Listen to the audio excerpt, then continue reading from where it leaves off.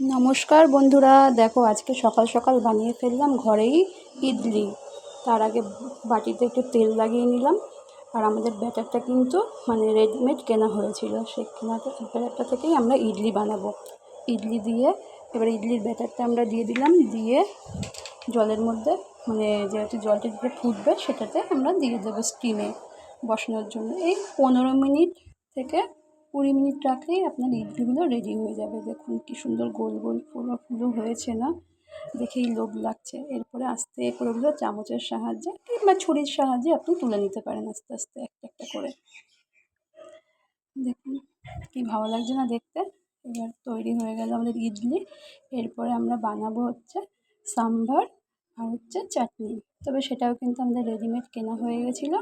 দেখুন এটা সাম্বারটা নিয়ে এসেছিলাম, আর এটা হচ্ছে চাটনিটাও জলে জাস্ট গুলে নিলেই রেডি হয়ে যাবে। এরপরে দেখুন আমাদের পুরো ইউজের জন্য তৈরি হয়ে গেছে আজকে সকালে।